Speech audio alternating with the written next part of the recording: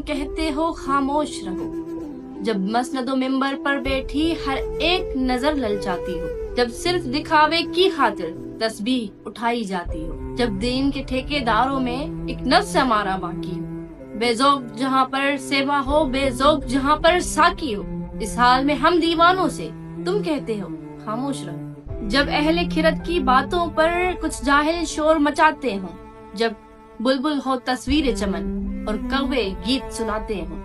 جب چڑیوں کے ان گھونسلوں میں کچھ سانپ اتارے جاتے ہوں، جب مالی اپنے ہاتھوں سے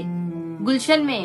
آگ لگاتے ہوں، اس حال میں ہم دیوانوں سے تم کہتے ہو خاموش رہو، جب شاہ کے ایک اشارے پر اپنوں میں نیازیں بٹتی ہوں، جب آنکھیں غربت ماروں کی حسرت کے نظارے کرتی ہوں، جب کلمے ظالم جابر کی عظمت میں قصیدے لکھتی ہوں،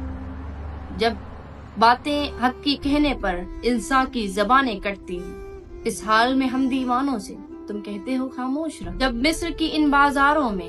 کنعان کو بیچا جاتا ہوں، اس حرص و ہوس کی منڈی میں ایمان کو بیچا جاتا ہو،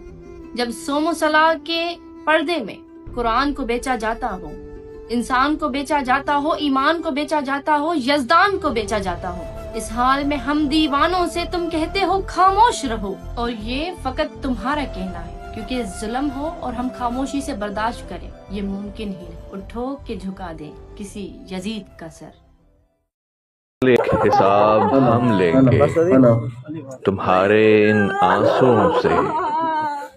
انقلاب جنم لیں گے، انقلاب جنم لیں گے۔ مجھے بائک دے چھو لکھے لائے بھوتار مائے فٹ، یہ سردار یہ بھوتار ظالم آئین، سماج دشمن آئین، تعلیم دشمن آئین، سندھ دشمن آئین، انسانیت دشمن آئین، ماں تنے سے انہن کا نفرت کندو آیا، 99 سیکڑو نا 100 سیکڑو بھوتار انسانیت دشمن آئین، سندھ دشمن آئین، تعلیم دشمن آئین، ماں تنے دی بائک دے بھوتارن جے پیراڈو گاڑین کے کراس کرے انہن کے آہستے آہستے انہن جے اگیوں ہلدو ہاں، ہی بھوتار مائے فٹ انہن کے پڑھائیں دو راندو آیا۔